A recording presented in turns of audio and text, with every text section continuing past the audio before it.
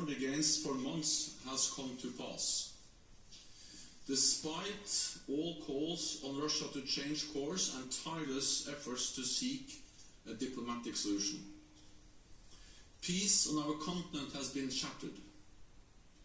We now have war in Europe on a scale and of a type we thought belonged to history. Well, that's NATO. Next is the European Commission President, Ursula von der Leyen. She was at the same briefing. We will hold Russia accountable for this outrageous violation of Ukraine's sovereignty and the territorial integrity. And what is at stake is not just Donbass, it's not just Ukraine. What is at stake is the stability of Europe and the whole international order, our peace order. President Putin chose to bring war back to Europe. In a determined and united response, the European Union will make it as difficult as possible for the Kremlin to pursue its aggressive actions. Now, one of those who spent an awful lot of time trying to persuade Vladimir Putin against an invasion was the French President, Emmanuel Macron. This has been his reaction today. En reniant sa parole, by breaking his word, by refusing the diplomatic route, by choosing war, President Putin has not only attacked Ukraine, he's decided to flout the sovereignty of Ukraine. He's decided to carry out the most serious attack on peace and stability in our Europe for decades. So we've heard from the EU, we've heard from NATO, we've heard from France, and speaking in the last hour, we've heard from the UN Secretary General Antonio Guterres. He's reiterated his appeal to President Putin to stop this military operation and take his forces back into Russia. We know the toll of war. With death rising, we are seeing images of fear, anguish and terror in every corner of Ukraine. People, everyday innocent people, always pay the highest price. That is why the United Nations is scaling up our humanitarian operations in and around Ukraine. Today, I'm announcing that we will immediately allocate $20 million from the Central Emergency Response Fund to meet urgent needs. Well, that's the United Nations. Next, let's hear from the UK Prime Minister Boris Johnson. He had this to say in a televised address to the British people. This act of wanton and reckless aggression is an attack not just on Ukraine. It's an attack on democracy and freedom in Eastern Europe and around the world. Mr Johnson went on to announce what he said was the largest and most severe package of sanctions against Russian businesses, including banks. With new financial measures, we're taking new powers to target Russian finance, in addition to the banks we've already sanctioned this week. Today, in concert with the United States, we are imposing a full asset freeze on VTB.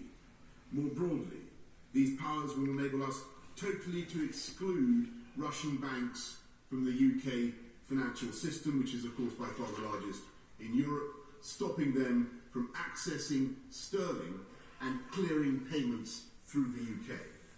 That's in the House of Commons in London. These pictures are coming from Brussels, where an emergency summit of EU leaders is getting underway to draw up new EU sanctions against Russia. We're expecting them to target industry, finance, exports and oligarchs, especially those close to President Putin.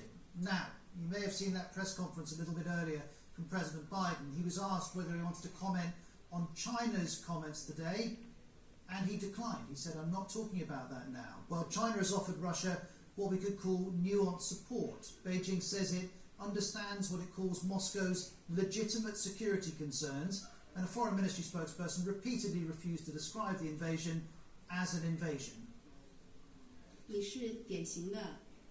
You are using a typical Western questioning method, using the word invasion. China is closely monitoring the latest situation. We call on all sides to exercise restraint to prevent the situation from getting out of control.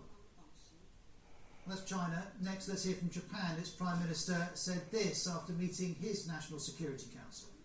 He went, the latest Russian invasion shakes the foundation of the international order, which does not permit unilateral attempts to change the status quo.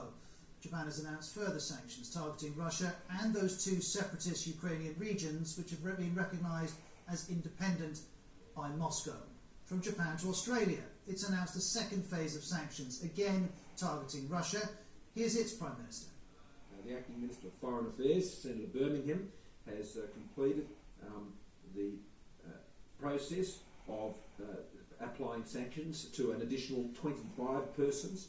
This includes army commanders, deputy defence ministers and Russian mercenaries who have been responsible for the unprovoked and unacceptable aggression, and 4 entities involved in the development and sale of military technology and weapons. So we had reaction there from Australia, from Japan, from China. Let's go much, much closer to Ukraine now and look at its Baltic neighbours who, as you would imagine, were very quick to react. Estonia, Latvia and Lithuania are all members of the NATO Defence Alliance. This was the message from Estonia's Prime Minister. In Estonia, we're going to help Ukraine with all the means that we can, political support, but also practical support, also defense weaponry that we can send to Ukraine. And of course, we must do everything on EU's and NATO's level to, this aggression not to expand. Well, Lithuania, again a member of NATO, borders Belarus, from where some of the Russian troops went into Ukraine. It's now imposing a 2-week state of emergency. Here's the country's president. Today I am signing a decree imposing the state of emergency which Lithuania's parliament will approve at an extraordinary session. After assessing the new circumstances, we have to put legal measures in place, first of all to strengthen our external security. So one question is whether NATO will have a military response. Its Secretary-General has reiterated that the group has no plans to send troops into Ukraine, which as you can see is not a member of the NATO alliance, but many of its neighbours apart from Belarus and Russia are, and the NATO chief set out how the group plans to go about protecting them. We are increasing our presence in the eastern part of the alliance, and today we activated NATO's defence plans that gives our military commanders more authority to move forces and to deploy forces when needed, and of course this could also be elements of the NATO response force. So we are ready, we are adjusting our posture, but what we do is defensive, is measured, and we don't see confrontation. We want to prevent the conflict and any attack against any NATO allied country.